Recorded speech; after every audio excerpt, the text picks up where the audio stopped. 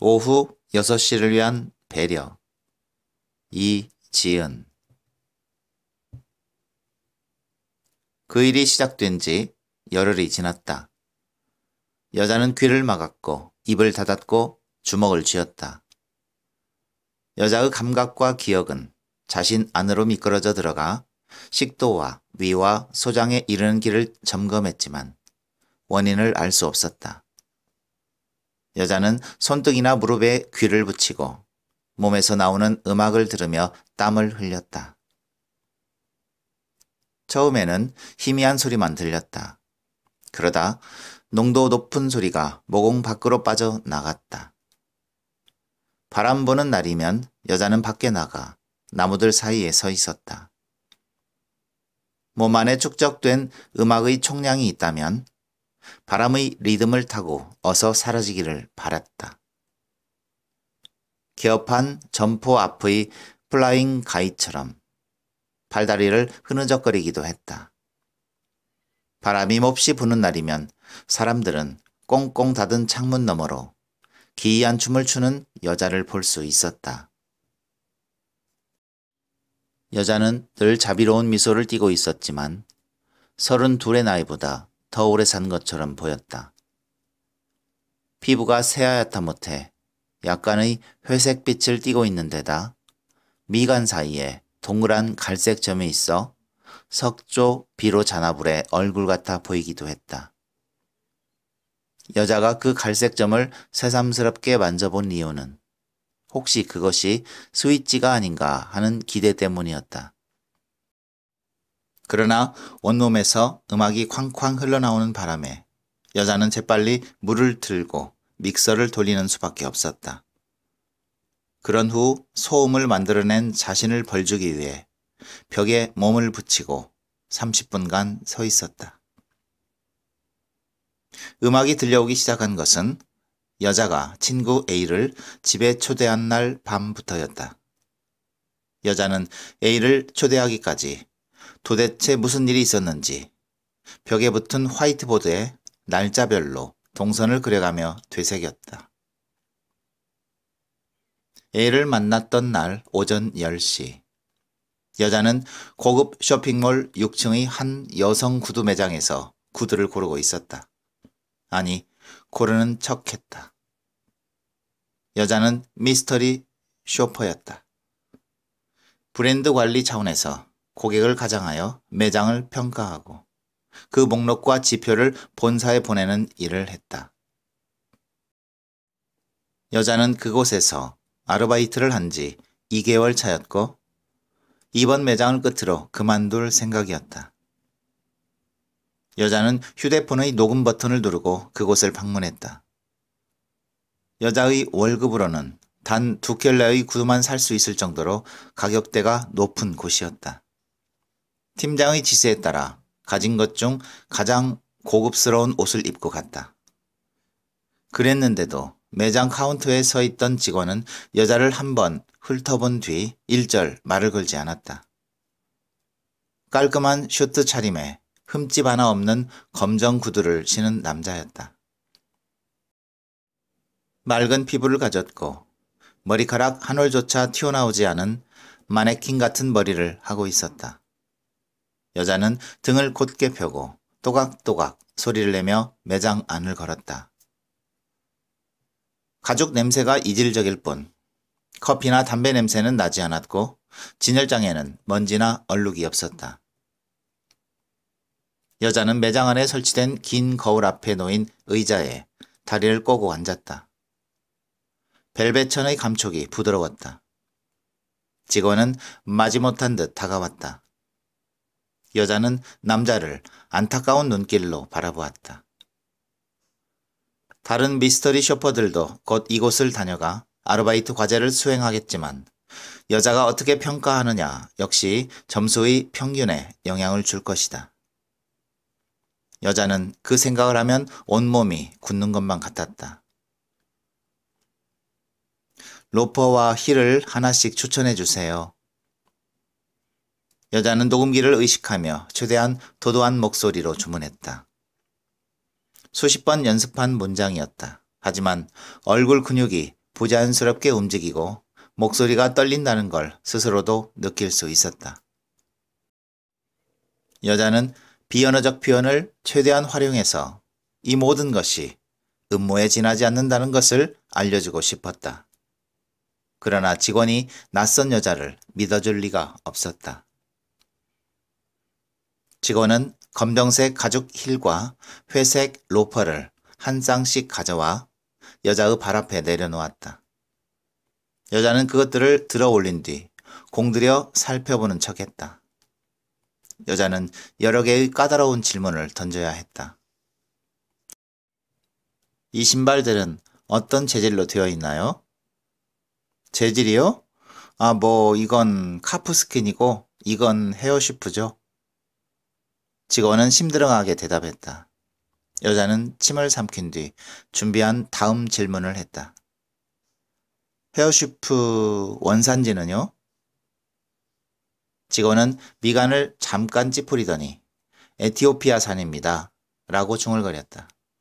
여자는 신고 있던 구두를 벗었다. 직원은 여자가 벗은 구두의 밑창에 찍혀 있는 로고를 재빨리 훑었고 여자는 그 시선을 놓치지 않았다. 직원이 한쪽 무릎을 꿇고 힐을 신겨주었다. 여자는 평생 그런 구두를 신어본 적이 없었다. 싸구려 구두는 신자마자 뒤꿈치에 살을 대패밥처럼 밀어내고 스타킹에 핏물이 배게 했다. 그런데 이곳의 구두는 마치 라텍스 베개에 발을 올린 것처럼 부드럽게 뒤꿈치를 끌어안았고 볼을 조이지도 않았다. 여자는 잠시 할 말을 잃었다가 다시 본래의 역할로 돌아갔다. 왼쪽 구두가 5mm 정도 더 큰 것 같은데요. 여자는 말도 안 되는 불평을 늘어놓았다. 매뉴얼대로라면 직원은 일단 죄송하다고 해야 했다. 그 뒤 브랜드의 장점을 부각하는 답이 이어져야 마땅했다. 저희 회사는 천연 가죽만을 쓰기 때문에 인위적인 공정의 맛으로는 느낄 수 없는 약간의 차이가 있다고 얘기하는 게 무난한 범위의 대답이었다. 한쪽 발만 좀 부으신 게 아닐까요? 직원의 입에서 양치액 냄새가 났다. 대부분의 본사들은 친절과 배려가 이윤과 직결되는 스킬이라고 생각했고 고객 관리의 필수적인 요소라고 판단했다. 하지만 딤섬 가게에서도 백화점 시계 매장에서도 사람들은 자꾸 그걸 잊었다. 여자는 소란을 일으키지 않은 선에서 까다로운 요구를 해야 했고 직원들은 그걸 다 받아들여야 했다.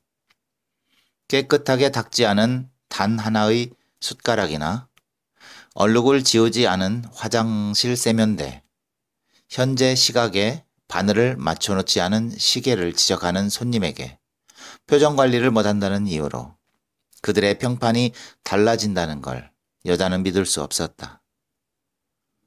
이토록 사소한 배려를 기준으로 옳고 그름을 판단하는 사회가 되었는데도 여자는 여전히 자신이 어떻게 살아야 하는 건지 알 수 없다는 게 더 놀라웠다. 여자는 사회복지재단에서 계약직으로 사무보조를 보다가 몇 달 전 해고당했다.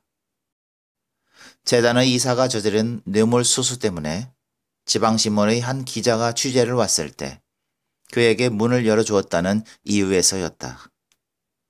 밀린 월세가 급하지만 않았다면 좀 더 시간을 두고 다른 일을 알아보았을 것이다. 구두 매장의 남자는 말끔하게 입었지만 밀린 월세나 차 할부금이 남아 있을지도 모를 일이었다. 너무 까다로운 고객들만 상대한 탓에 지쳤을 수도 있고 얼마 전에 어머니가 암에 걸렸거나 여자친구로부터 이별을 통보받아 잠을 제대로 못 잤을 수도 있었다. 여자는 타인의 사정을 이토록 세세하게 배려할 줄 아는 자신에게 다소 감격했다. 무엇보다 여자는 남녀노소를 불문하고 자신에게 친절하지 않은 사람들을 자주 보았기 때문에 직원의 퉁명한 응대가 왠지 자신이 감내해야 할 정당한 시련처럼 느껴졌다. 여자는 자신의 이마에 한 줄기 빛이 닿는 것만 같아 잠깐 눈을 감았다. 하지만 그때도 몸에서는 아무 소리가 들려오지 않았다. 여자는 고급 구두가 든 쇼핑백을 어깨에 맨 채 팀장에게 영수증과 녹음 파일을 첨부한 메시지를 보내며 점검이 끝났다고 보고했다. 팀장은 그것을 확인한 뒤 내일 구두를 환불해야 하니 흠집을 내지 않도록 주의하라고 말했다. 오전 11시 여자는 승강기를 타고 로비로 내려가는 길에 그 안에 붙은 광고를 보았다. 올해의 북페어, 작가와의 만남, 책들의 축제로 포스터가 붙어 있었다. 이 건물 지하 1층에서 열리고 있는 행사였다. 여자는 문득 책을 한 권 사고 싶어졌다. 누구도 의식하지 않고 고요하게 할 수 있는 유일한 행위가 독서인 것처럼 느껴졌다. 만약 그곳이 붐비고 있었다면 여자는 사람들이 많이 사가는 아무 책이나 한 권 사서 돌아갔을 것이다. 그러나 평일 오전이라 그런지 이곳저곳에 붙은 홍보 전단지에도 불구하고 행사장은 휑하기만 했다. 광장처럼 생긴 동그란 틀에는 책으로 만든 트리가 계절에 앞서 외롭게 반짝였다. 수십 곳이 넘는 출판사 부스마다 테이블 위에 책들이 가득 쌓여 있었다. 창백한 표정을 한 출판사 직원들이 수틀에 앉아 불안한 눈빛으로 바깥을 바라보았다. 여자는 그들이 호객 행위를 할까봐 염려스러웠다. 여자는 호객을 버티지 못하는 편이었다. 보고 가요, 먹고 가요, 이런 말들에 언제나 걸려들었다. 시식 코너에서 뭔가를 먹으라고 권하면 차마 무시하지 못했고 그걸 먹게 되면 반드시 그 식품을 사주어야 마음이 편했다. 미용실에서 권하는 대로 에센스나 두피 마사지를 추가한 뒤 회원 카드까지 만들고 온 적도 여러 번이었다. 여자는 언제나 지나치게 남을 신경 쓴다는 충고를 듣고 살았다. 그러나 그런 기준은 누가 정하는 건지 알 수 없었다. 좋은 구두를 사셨네요. 아동문학 부스를 지날 때 그곳을 지키고 있던 직원이 말을 걸었다. 그 말이 들려온 이상 못 들은 척 할 수는 없었다. 쇼핑백을 가리키며 사람 좋게 웃는 그녀를 그냥 지나치는 것은 불가능했다. 여자는 걸음을 멈추고 관심 있는 척 동화책들을 훑어보았다. 자녀분이 본격적인 학령기에 접어들기 전에 과학에 호기심을 갖게 해주는 책이에요. 국내 최고의 일러스트레이터가 그림을 그렸어요. 시리즈로 있는데 한번 보고 가세요. 해님이 궁금해요 라고 적힌 동화책 표지에 눈길을 주자마자 직원이 말을 시작해서 여자는 한참 그 말을 듣고 있었다. 그녀는 여자에게 아이가 있다는 걸 확고하게 전제로 깔고 말했다. 아니라고 할 타이밍마저 놓쳤기 때문에 여자는 잠자코 고개를 끄덕였다. 그녀는 21권짜리 세트를 모두 펼쳐 보여줄 기세였다. 자, 그럼 일단 한 권만. 여자는 어쩔 수 없이 12,000원을 주고 그림동화 한 권을 샀다. 어쩌면 아침마다 방구두는 해와 알록달록한 꽃들을 그린 표지를 보면서 마음이 밝아질지도 몰랐다. 직원은 사모님 형편 정도 드시면 시리즈로 구매들 하셔요 하고 부추기며 여자의 주머니에 명함을 밀어 넣었다. 여자는 딱딱한 표지 모퉁이가 구두에 흠집을 낼까봐 쇼핑백에 책을 같이 넣지 못하고 가슴팍에 끌어안았다. 다른 부스의 직원들과 눈이 마주치지 않도록 조심하며 걸었더니 사고 싶은 책이 뭔지도 알 수 없어졌다. 모두 똑같은 사각형의 부스들 뿐이어서 미로를 헤매는 것 같았다. 그때 작가와의 만남, 도스만이 말하는 인문학의 경계라고 적힌 입간판을 보았다. 백발의 주름진 얼굴의 외국 작가가 흑백 사진으로 찍힌 것이었다. 그 너머로 반투명한 부스 안에 20개 남짓의 회색 플라스틱 의자가 있는 게 보였다. 무대랄 것도 없이 객석과 같은 높이의 바닥에 갈색의 작은 테이블을 놓고 그 위에 마이크만 하나 둔 게 전부였다. 입 간판과 똑같이 인쇄된 포스터들이 벽에 걸렸고 바닥에는 작가의 것으로 보이는 양장머리 책이 100권 가까이 쌓여 있었다. 여자는 포스터에 적힌 글귀를 자세히 보았다. 스위스에서 온 작가였고 여자는 잘 알지 못하는 몇몇 상들을 받았으며 한국에 처음 오는 만큼 한국인 독자와의 만남을 매우 기대하고 있다고 적혀 있었다. 여자는 시계를 보았다. 11시 40분이었다. 20분 뒤면 행사가 시작될 테였다. 여자는 주최 측의 배려 없는 일처리 몇 가지를 바로 파악할 수 있었다. 우선 외국에서 초빙한 작가를 고작 20개 남짓의 의자가 놓인 공간에 부른다는 것이 부적절한 대우로 보였다. 인적이 뜸한 평일인데다 점심시간에 스케줄을 잡았다는 것 역시 매우 무례한 일 같았다. 어쩌면 스위스 작가는 한국에 대단히 실망한 뒤 다시는 이 나라에 오지 않을지도 몰랐다. 여자의 가슴 속에는 무한한 부끄러움과 책임감이 솟아올랐다.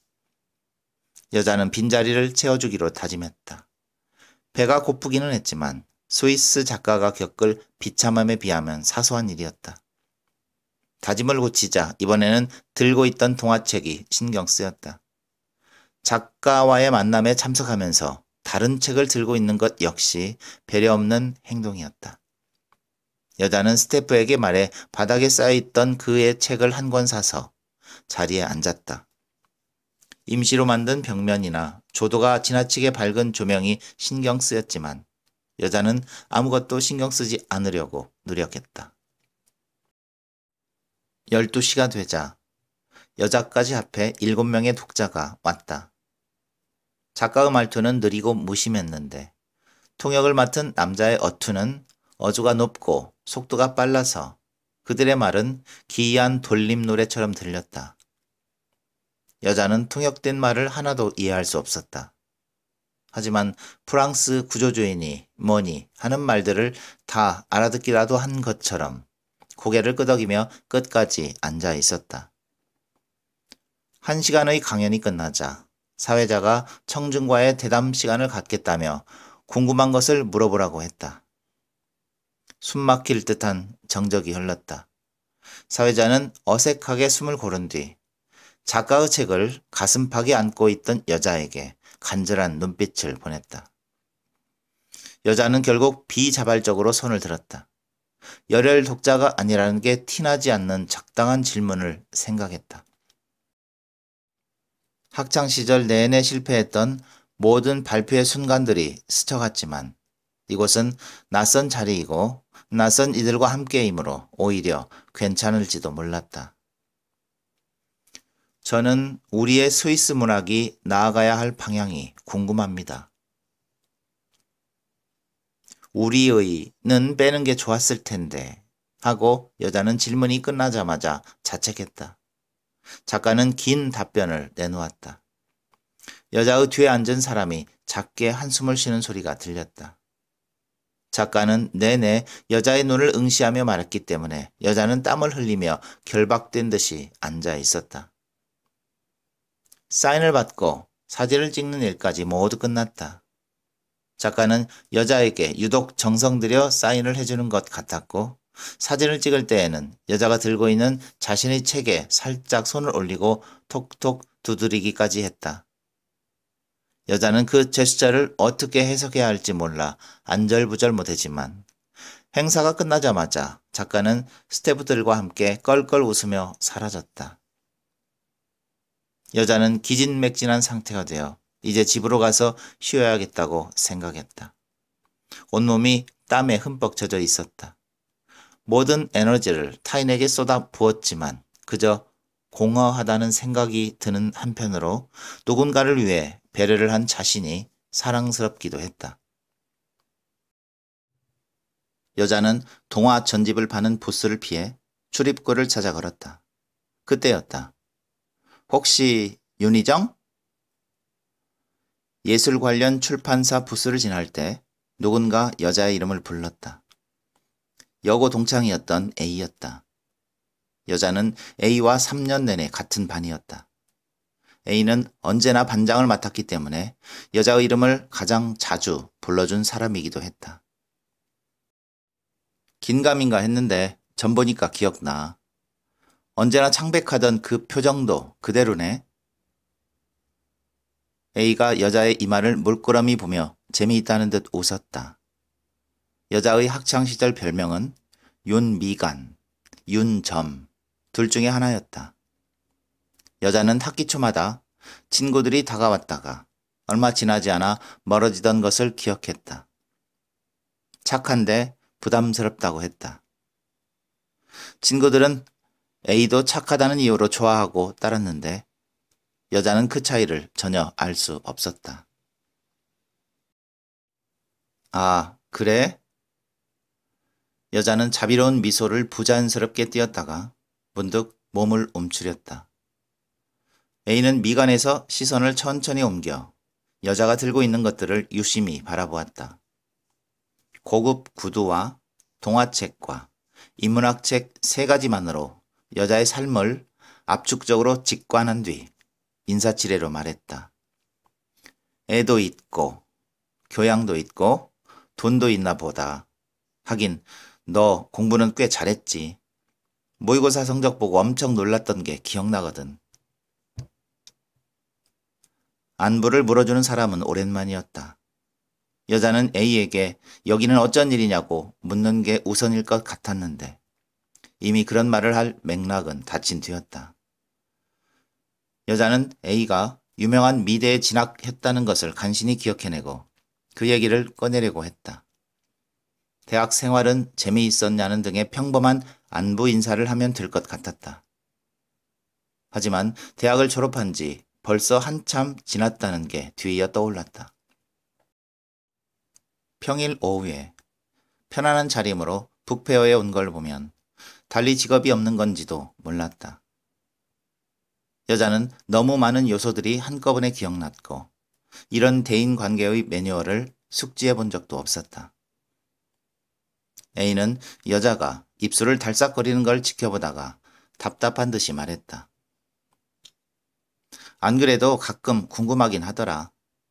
어디서 잘 살고는 있나 하고. 애들 모이면 가끔 내 얘기 했었어. 그랬어? 별 의미는 없고 근데 넌 나 별로 안 반가운가 봐? 여자는 동창들과 연락해 본 적이 한 번도 없었다. 졸업하면 모두 각지로 흩어져 바쁘게 살기 때문이라고 생각했다. 여고 시절 여자는 모든 과제나 봉사, 청소 등의 희생과 헌신이 필요한 모든 영역에서 앞장섰고 동아리를 고를 때나 수학여행에서 방을 선점할 때처럼 선택이 필요한 모든 영역에서 양보했지만 학년이 올라갈수록 윤점은 반장도 아닌데 학급 일에 너무 나선다. 윤미간 착한 척해서 부담스럽다. 라는 말을 듣는 게 전부였다. 그렇게 느꼈어? 미안해, 진짜. 내가 너무 놀라서. 얘는 농담이야. 그럼 너 볼일 보고 다음에 또 보든지 하자. 난 여기 자주 와. 이 근처 살거든. 또 마주치는 날이 있겠지 뭐. A가 몸을 반쯤 돌렸다. 약간 일그러진 표정과 엉거주춤하게 흔드는 손짓을 보자 여자는 자신이 반갑게 대하지 않은 게 더욱 마음에 걸렸다. 이런 순간을 그냥 지나치면 두고두고 괴로울 것이 뻔했다. 잠깐만. 여자는 A의 팔꿈치를 잡았다. A가 화들짝 놀라며 몸을 돌렸다. 그 탓에 여자는 걸음이 꼬여 휘청거렸다. 하지만 여자는 이내 진정하고 차분한 말투로 말했다. 그럼 연락처를 알아야지, 서로. 뭐? 내가 폰을 바꾼 지 좀 오래돼서 애들 연락처가 하나도 없거든. 그 말에 A는 눈을 가늘게 뜨고 여자가 내민 휴대폰에 자신의 번호를 천천히 찍었다. 그 모습을 보자 여자는 자신에게 다정한 말투로 말을 걸어주던 A가 생각나 용기가 생겼다. 혼자 급식을 먹던 여자에게 A가 다가와 말없이 함께 밥을 먹던 어느 저녁 풍경도 떠올랐다. 밥 같이 먹을까? 뭐, 그래, 그러자. 언제 한번 밥 같이 먹자. 그럼. A는 웃는 여자를 보며 손을 흔든 뒤 방금 구매한 작품집을 방어하듯 끌어안고 멀어졌다. 여자는 건물 밖으로 나오자마자 이따 시간 언제 돼? 하고 문자를 남겼다. 여자는 밥 한 번 먹자고 말하고 약속을 잡지 않는 사람들을 이해하지 못했다. 그 말을 들은 사람이 기다리는 줄도 모르고 그렇게 무례하고 무책임한 행동을 아무렇지도 않게 되풀이하는 사람들보다 나은 사람이 되고 싶었다. A가 여자에게 보여준 환한 표정과 반가워하던 말투를 곱씹으며 여자는 답장을 기다렸다. A에게서 답장이 온 것은 여자가 집에 도착하고도 한참 시간이 흐른 저녁 8시였다. A는 너 많이 바쁘지 않아? 하고 답장을 보냈다. 여자는 부담 갖지 말라는 말로 A가 자신을 배려하는 마음을 다시 배려하면서 자신이 얼마나 바쁘지 않은지에 대해 설명하느라 밤늦은 시간까지 문자를 주고받았고 A를 다음날 6시에 집에 초대하는 데 성공했다고 믿었다. A는 시간이 되면 갈게 라고 한 뒤에도 갑작스러운 방문이 여자의 일상에 방해가 될 것이라고 걱정스럽게 말했고 진심이냐고 몇 번이나 물었다. 여자는 A야말로 자신 다음으로 사려 깊은 사람이라는 생각이 들었다. 여자는 A가 집에 오면 고등학교 때 있었던 비누 사건에 대해 꼭 해명해야겠다는 생각이 떠올라 들떴다. 일기장에 그 사건을 꼼꼼히 기록해 두었던 데다 틈날 때마다 복기했기 때문에 마치 어제 일처럼 생생하게 묘사할 수 있었다. 여자가 다니던 여고의 3층 화장실에서 양변기 3개가 일주일 내내 막힌 적이 있었다. 야간 자율학습이 의무였던 때여서 모두 밤 10시까지 학교 안에 머물렀고 교사용 화장실은 1층에 따로 있었으므로 범인은 가까이에 있는 누군가였다. 막힌 변기를 뚫으면 항상 연두색의 오이비누가 하나씩 나왔다. 3개의 세면대에 각각 놓인 공용 비누였는데 거의 쓴 흔적도 없는 상태로 변기에서 발견되었다. 같은 사건이 반복되자 짜증이 난 학생들 사이에 범인 찾기 놀이가 유행하기 시작했다. 어느 날 여자가 교실을 나갔다 돌아오자마자 쉬는 시간을 알리는 종이 울렸고 한 무리의 아이들이 화장실에 다녀온 뒤 여자를 힐끔거렸다. 여자는 공부에 방해되지 않도록 계단에서 코를 풀고 왔을 뿐이었다. 여자는 자신이 의심받는다는 사실을 알게 되자 범인이 아니라는 의미로 피식 웃었는데 스스로 생각해도 자연스럽지가 않았다.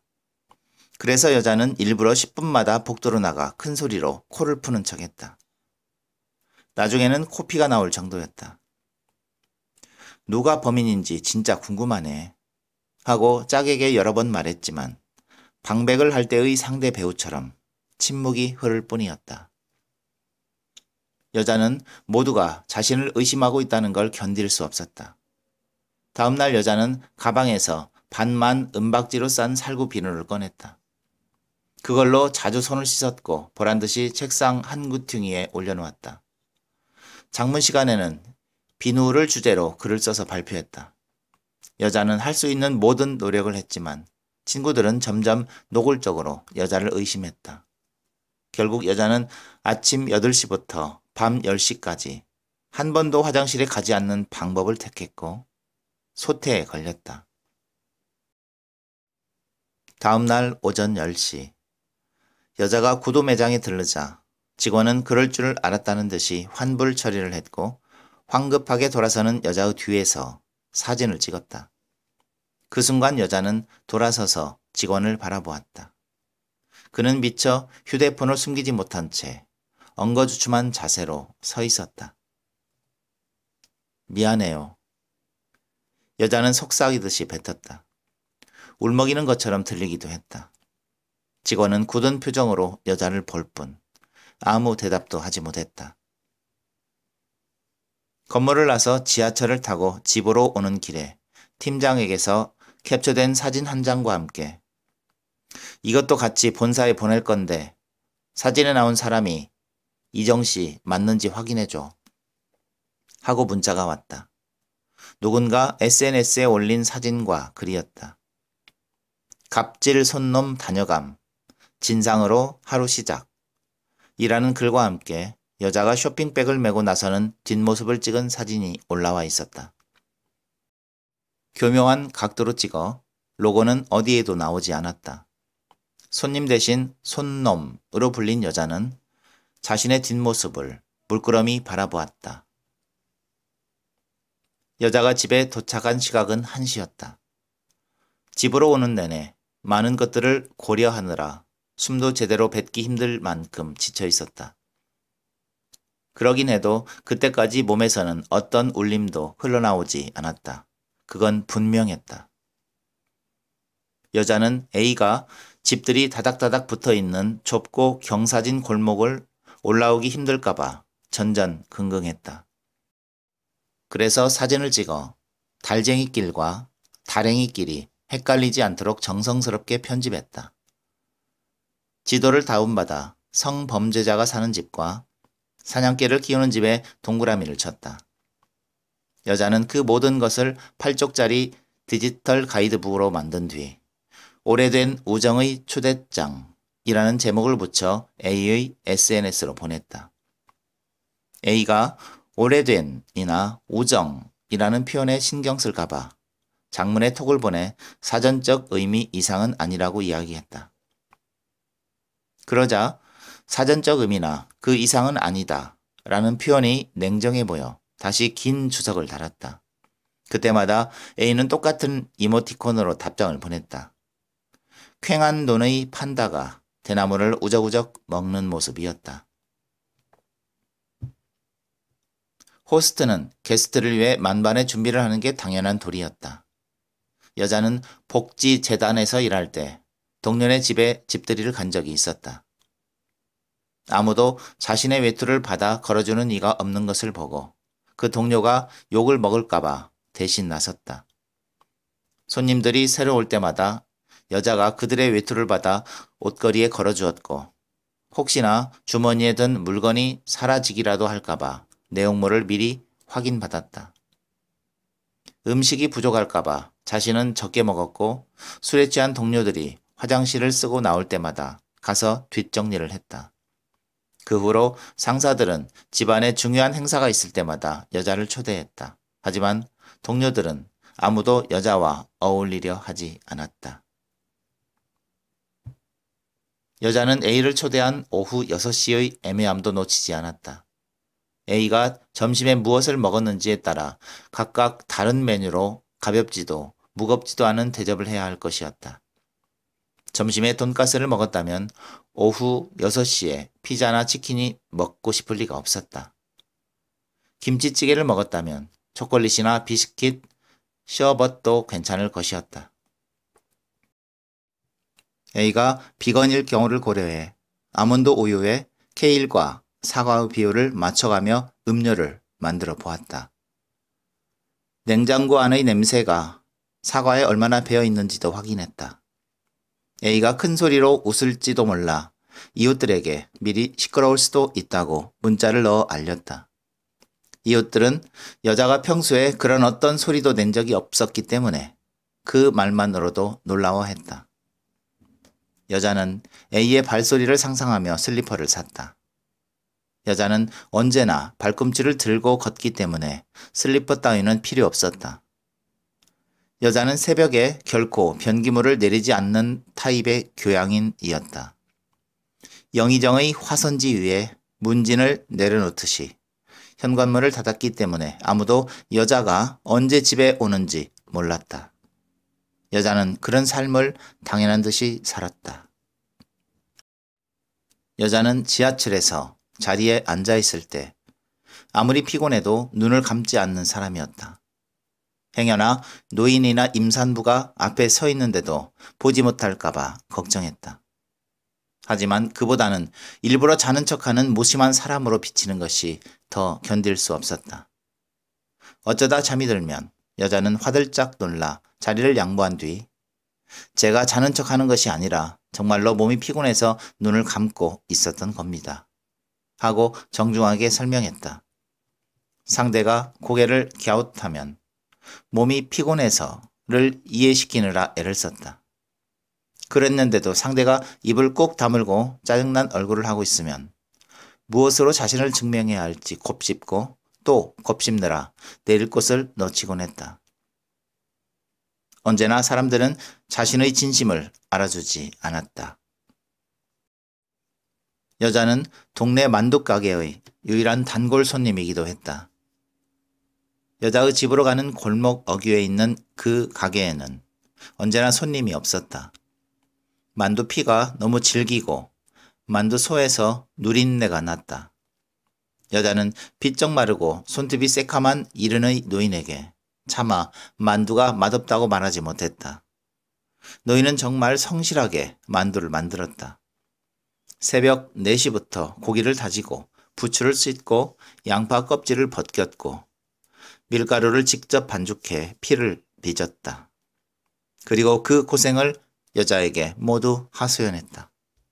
여자는 먹어본 것 중에 제일 맛있다고 하며 포장도 해달라고 말했다. 노인은 여자의 손을 감싸쥐고 고맙네, 고마워 하고 훌쩍거렸다. 오후에는 가게 앞에서 내내 기운 빠진 얼굴로 서 있다가 퇴근하는 여자를 발견하자마자 구부정한 다리를 휘청거리며 달려가 덥석 손을 잡곤 했다. 오늘도 개시를 못했네 하고 눈물을 글썽이면 여자는 씩씩하게 웃으며 제가 해드릴게요 하고 가게에 들어가 만두를 주문했다. 노인은 맞은편에 앉아 여자가 먹는 모습을 내내 흐뭇하게 지켜보았다. 테이블은 미끈거렸고 다진 고기에 배인 기름은 잇몸을 흠뻑 적셨다. 여자는 물컹거리는 단무지에 식초를 많이 뿌려 먹었다. 노인이 자신을 보며 행복해하는 걸 볼 때마다 쓸모있는 사람이 된 것 같아 뿌듯했다. 그것은 맛없는 만두를 먹는 일을 상쇄할 만큼 괜찮은 것이었다. 여자는 늘 그런 식으로 살아왔다. 삼겹살을 먹은 날에는 대중교통을 이용하기 전에 1시간을 배회하며 옷에 배인 냄새를 빼는 것까지 포함해 세상에는 배려하고 신경 써야 할 일이 너무나 많았다. 그런 미시적인 세계에는 한번 발을 디디면 좀처럼 빠져나올 수 없었다. 여자는 갈수록 더 세밀한 것들을 보았고 그래서 더 촘촘하게 상처받았지만 이상하게도 사람들은 점점 무심해지는 것 같았다. 3시부터 5시까지 여자는 욕실과 베란다와 수도꼭지를 꼼꼼히 물청소했고 침구의 먼지를 털었다. 건조대에 걸린 아직 덜 마른 속옷들을 치우고 신발장에 탈취제를 뿌렸다. 냉장고에 붙여놓은 배달음식 쿠폰들을 떼어내고 거실에 아로마 향초를 피웠다. 해야 할 일에 비해 시간이 너무 빨리 흘러가는 것 같았으므로 여자는 더욱 분주히 움직였다. 지나치게 깨끗이 청소한 것에 A가 어색해할까봐 다시 적당하게 물건을 흩뜨려 놓았다. 땀이 나서 샤워를 한 뒤 목욕 재개한 것에 A가 부담스러워하지 않도록 머리를 오래 말렸고 환기를 시킨 뒤 욕실의 수증기를 닦아냈다. K의 숨이 죽지 않도록 이제야 다듬었다. 오이 비누에 관해 자연스럽게 이야기를 꺼내기 위해 졸업 앨범과 일기장을 펼쳐놓는 것도 잊지 않았다. 작정한 것으로 보이지 않게 그 옆에 스위스 작가의 책도 갖다 놓았다. 두 장도 정독할 수 없을 만큼 어려운 내용이었는데 A가 무슨 내용이냐고 물어보면 스위스 문학이 나아가야 할 방향에 대해 길게 설명해 줄 자신은 있었다.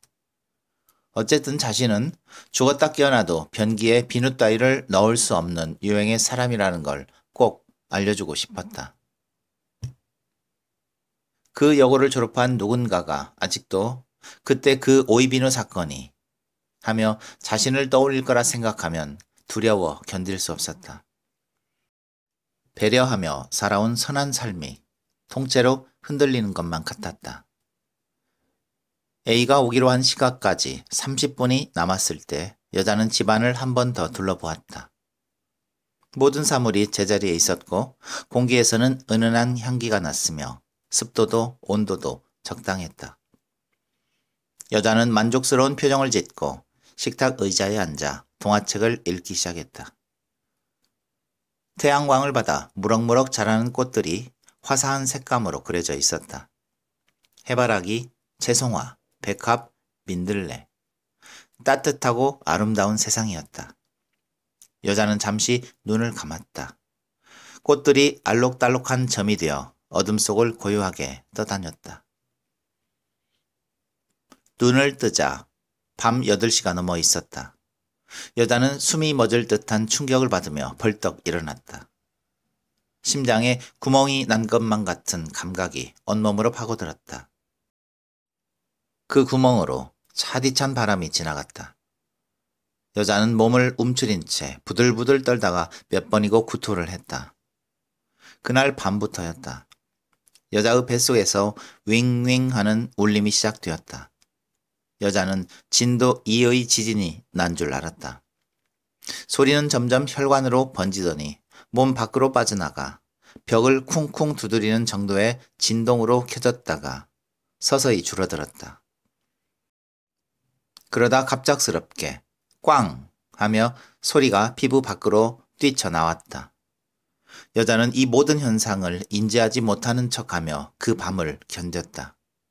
그러나 아침에 눈을 뜨자마자 여자의 몸에서 소리가 다시 스멀스멀 기어나오기 시작했다. 날이 갈수록 몸에서 나오는 소리가 크게 들렸다.